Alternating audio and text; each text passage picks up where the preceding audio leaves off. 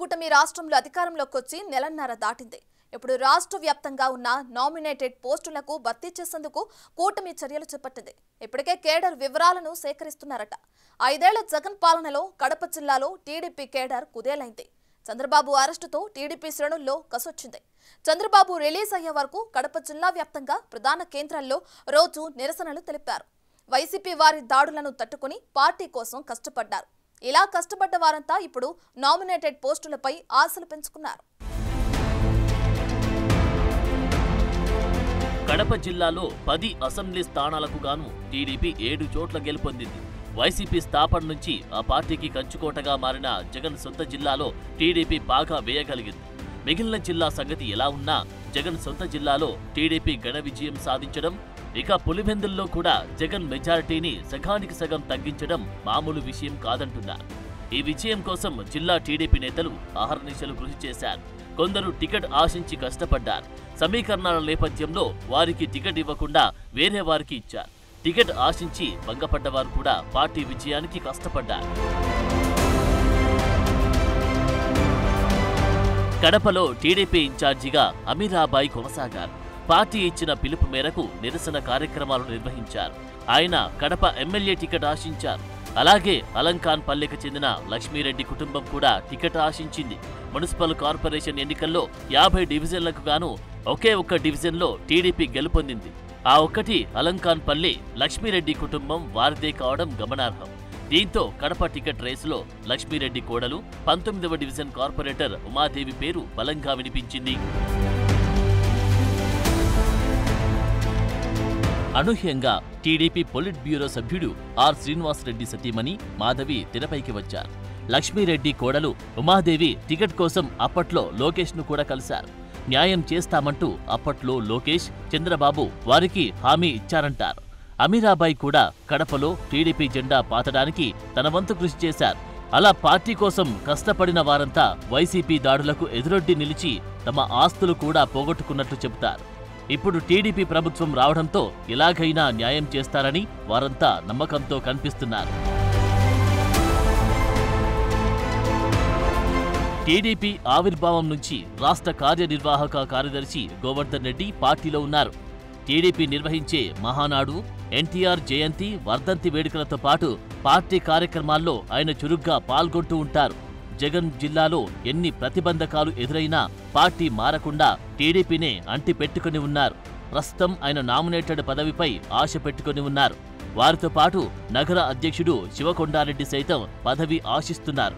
ఎన్నికల్లో ఆయన ఏరియాలో అన్ని పోలింగ్ బూతుల్లో టీడీపీకి ఆధిక్యత వచ్చింది. దీంతో తనకు ఏదో ఒక పదవి వస్తుందని ఆయన నమ్ముతున్నారట. మరోవైపు బలిజ కోటాలో తనకు ఏదైనా పదవి వస్తుందని హరిప్రసాద్ అనే నాయకుడు భావిస్తున్నారట. ఇక పలువురు ఆశ పడుతున్నారట. బద్వేల్లో కూటమి అభ్యర్థిగా బీజేపీ పోటీ చేసి ఓడింది.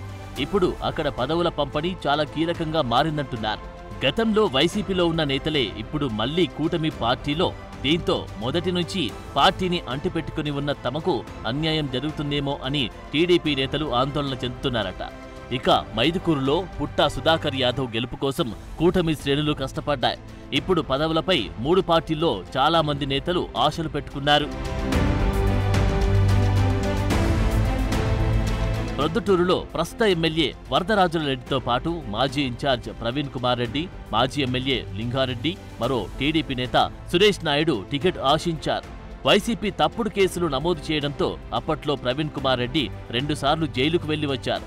ఇక్కడ నామినేటెడ్ పదవుల సీజన్ మొదలవడంతో ప్రవీణ్ కుమార్ రెడ్డి, లింగారెడ్డి, సురేష్ నాయుడు, మాజీ ఎమ్మెల్సీ పుల్లయ్య, ముక్తియార్తో పాటు మరికొందరు పదవులపై ఆశలు పెట్టుకున్నారు. ఇక జమ్మల మడుగులో బీజేపీ నుంచి ఆదినారాయణ రెడ్డి గెలుపొందారు. పదవుల పంపిణీలో టీడీపీ ఎమ్మెల్యేలు ఉన్న చోట ఆ పార్టీకి 60%, జనసేనకు 30%, 10% బీజేపీకి ఇచ్చేలా రాష్ట్ర స్థాయిలో నిర్ణయం జరిగిందంటున్నారు. జనసేన ఎమ్మెల్యే ఉన్న చోట ఆ పార్టీకి 60%, టీడీపీకి 30%, బీజేపీకి 10%, బీజేపీ ఉన్న చోట ఆ పార్టీకి 50%, మిగతా 50% పదవులు టీడీపీ, జనసేనలు పంచుకోనున్నాయి. సార్వత్రిక ఎన్నికల్లో టీడీపీ, జనసేన, బీజేపీ శ్రేణులు సమిష్టిగా కష్టపడ్డాయి. ఆ క్రమంలో జమ్మలమడుగులో 50% పదవులు బీజేపీకి పోతే మిగతావి టీడీపీ, జనసేన పంచుకోనున్నాయి. ఇక్కడ TDP incharge Bhupesh Reddy, MLA Adinarayana Reddy తమ వర్గీయులకు పదవులు ఇప్పించుకోవడానికి కసరత్తు చేస్తున్నారు. భూపేష్ రెడ్డి స్వయంగా ఆదినారాయణ రెడ్డి సోదరుడి కుమారుడే అవడంతో పదవుల పంపకాలు సజావుగా సాగిపోయే పరిస్థితి కనిపిస్తోంది. కమలాపురంలో పుత్తా చైతన్యరెడ్డి, పులివెందుల్లో ఎమ్మెల్సీ రామగోపాల్ రెడ్డి, మాజీ ఎమ్మెల్సీ బీటెక్ రవి నేతృత్వంలో పదవుల పంపిణీ జరగనుందట. ఈసారి ఎమ్మెల్యేలు స్థానిక నేతల సిఫారసులు లేకుండా కష్టపడ్డ వారిని గుర్తించి పదవులిచ్చే దిశగా పార్టీల పెద్దలు అభిప్రాయ సేకరణ చేస్తున్నారంట. స్థానిక సంస్థల ఎన్నికలను దృష్టిలో పెట్టుకుని అవి ఎప్పుడు జరిగినా వైసీపీని అడ్రస్ లేకుండా చెయ్యాలన్న పట్టుదలతో చంద్రబాబు, పవన్ కళ్యాణ్ ఉన్నారంట. అందుకే ఈసారి రికమెండేషన్స్ పట్టించుకోకుండా నిజంగా పార్టీ కోసం కష్టపడ్డ హార్డ్ కోర్ క్యాడర్కి పదవుల్లో ప్రయారిటీ ఉంటుందంటున్నారు.